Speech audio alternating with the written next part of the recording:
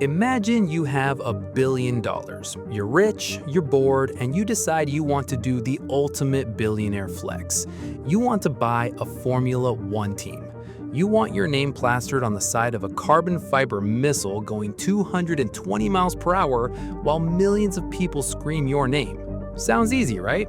Just buy a garage, hire some guys with wrenches, and show up to the track on Sunday. Except, Formula One is the most secretive, ridiculously expensive, and mathematically rigged billionaire boys club on planet Earth. And today, I am going to show you exactly how much money it actually takes to play this game, how these teams are secretly bleeding cash every single day, and the one absolutely insane rule that guarantees Ferrari gets paid millions of dollars just for existing. So, you want to join Formula One. Your first thought is probably just to build your own team from scratch. Let's call it Team Mr. Beast. We have the money, we have the engineers, let's go race. But the second you knock on the door, the FIA, the guys who run the sport, stop you. Formula One isn't like normal sports, it's a closed cartel. There are only 10 teams and they do not want to share their TV money with a new guy. So they look at you and say, sure, you can build a car, but first you have to pay the anti-dilution fee.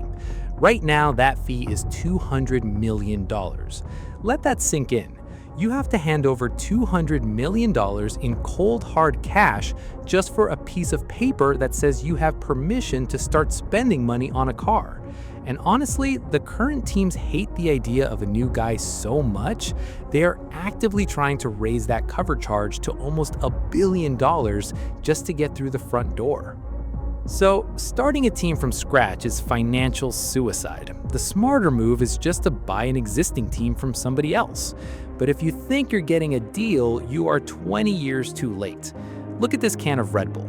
Back in 2004, the Red Bull energy drink company bought the Jaguar F1 team for exactly $1. Yes, one single dollar. But today, because Formula One has absolutely exploded in popularity, especially in the United States, the value of these teams has gone straight to the moon. Today, if you want the absolute worst, slowest, back-of-the-pack team on the grid, it is going to cost you a minimum of $1 billion. If you want a legendary team like McLaren, try $3 billion. And if you want to buy a Mercedes or Red Bull, you're looking at $5 billion, and they'll probably just hang up the phone on you anyway. But let's say you do it. You drop $1.5 billion and you buy a team. You take a selfie with the car, you pop some champagne, you feel like the king of the world.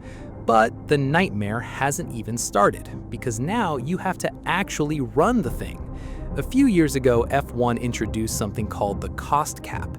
They basically said, hey, to make things fair, no team is allowed to spend more than $135 million a year on their cars. When you hear that, you think, okay, $135 million a year, I can budget for that. But the cost cap is a massive multi-million-dollar illusion. It's basically a joke, because that $135 million only applies to the direct performance of the car, the carbon fiber, the wind tunnel, the mechanics' wrenches. It magically ignores almost everything else that makes a team function. Think about your drivers. If you want a guy like Max Verstappen or Lewis Hamilton driving your car, you have to pay them. Driver salaries are completely exempt from the cap. So boom, that's $50 million gone just to pay the guy holding the steering wheel. What about your team principal and your top engineers? Exempt. There goes another $15 million. What about the engine in the back of the car? That has a totally separate budget. If you want to buy a decent engine from Mercedes or Honda, you're dropping another $20 million a year. And then there is the absolute insanity of the logistics. This isn't like a baseball team taking a bus to the next state. Every 2 weeks, your team has to pack up 50 tons of equipment. I'm talking the cars, the spare parts, the giant supercomputers, and the literal kitchen sinks where your chefs cook the meals. You load all of that onto custom Boeing 747 cargo planes and fly it from Miami to Monaco to Singapore across 5 different continents for 24 races a year.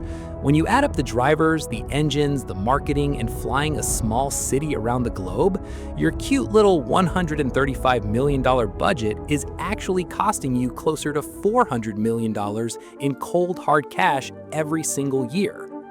Oh, and you better pray your driver has a bad day, because when these guys make a mistake at 200 miles per hour, they don't just bend a fender, they vaporize money. Let's say your driver takes a corner a little too tight during practice and snaps the front wing against the wall. A normal car bumper costs maybe $500. An F1 front wing, that's $150,000 straight into the garbage. He hits a curb too hard and cracks the floor of the car, that's another $150,000. You know that crazy steering wheel they use with all the colorful buttons and the LCD screen? If you break one of those, you just lost $100,000. You could literally buy a brand new Porsche 911 for the price of one F1 steering wheel. Even the tires are a financial disaster. A single set of racing tires cost about $3,000, and they only last for about 20 laps before they melt into useless rubber. A team goes through 13 sets of tires every single race weekend. If your driver spins out and completely totals the car into the barriers, you didn't just lose a race, you just watched $3 million explode into a million little pieces of carbon fiber. At this point, you are bleeding cash so fast your accountant is begging you to sell the team. You spent over $1 billion to get in, and you are burning $400 million a year to stay alive. How on earth do you survive? Well, your car is basically the fastest, most exclusive billboard on the planet. Over 1 billion people watch this sport globally. If a massive tech company or an oil giant wants their logo on the side of your car, they have to pay up. If a company wants to be your title sponsor, like Oracle is for Red Bull, they're paying around $60 to $70 million a year. But it doesn't stop there. Teams sell everything. They sell the space on the driver's helmet, they sell a patch on the mechanic's fire suit, they even sell the tiny little space on the inside of the halo right in front of the driver's face. A sticker the size of an iPhone can cost a sponsor $2 million a year. If you have a killer marketing team, you can pull in about $200 million just in sponsorships. But wait, $200 million in sponsors doesn't cover your $400 million budget. You need the prize money. This brings us to the most secretive, cutthroat document in all of sports, the Concorde Agreement. Formula One generates roughly $3 billion a year from TV rights and the crazy fees that cities pay just to host a race. Out of that $3 billion, the teams get to split about $1.2 billion. But they do not split it evenly. This isn't a charity. The higher your team finishes in the Constructors' Championship at the end of the year, the more of that $1 billion you get to keep. The team that finishes first takes home around $140 million. The team that finishes dead last gets about $60 million. This creates the most insane pressure cooker you can imagine. Every single overtake on the track is literally worth millions of dollars. Imagine it's the last lap of the final race. Your driver makes one tiny mistake, locks up his brakes, and a guy passes him.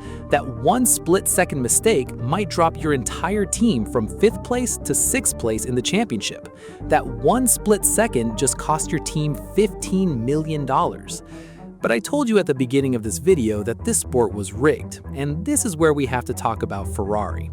Inside that top-secret Concorde Agreement, there is a special clause written just for Ferrari. Because Ferrari has been racing in F1 since the very beginning, and because they are the most famous red cars in the world, the sport basically bends the knee to them. Ferrari gets something called the long-standing team bonus, which is a fancy way of saying Formula One gives Ferrari an extra $50 to $100 million every single year, guaranteed, just for existing. No other sport on earth does this. Could you imagine the NFL giving the Dallas Cowboys an extra $50 million a year just because they sell a lot of jerseys, even if they lose every game? It's absolutely unbelievable.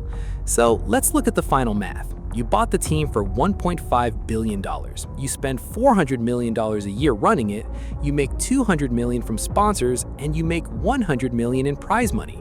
you are losing $100 million a year. You are burning money. So why in the world do guys like Lawrence Stroll or giant car companies like Audi keep pouring billions into this business? Why do the smartest billionaires on earth buy into a business that loses money every single year? Because an F1 team isn't a normal business, it's a hyper-rare asset. It's like buying a one-of-a-kind Picasso, except this painting drives around a track in Monaco while celebrities watch. Because no new teams are allowed to join, the value of the 10 teams that already exist just keeps going up. Remember the Williams team? They were bought for $180 million in 2020. They lose money every year, they almost never win races, and yet today, that team is valued over $2 billion. The owners didn't make their money from racing. They made $1 billion just by holding on to the team while the sport got more popular. If you have a few $billion and you want the ultimate flex, there is nothing in the world like owning a Formula One team. You fly private, you stand in the paddock with movie stars, and you get to watch an engineering marvel with your name on it defy the laws of physics. You are absolutely going to lose sleep. You are going to stress over the price of carbon fiber, and you are going to bleed cash every single day. But when you finally decide you've had enough and you sell the team 10 years later, you might just walk away with $1 billion in pure profit. Formula One is a game designed to bankrupt you, and yet somehow the richest people on Earth are lined up at the door begging to play.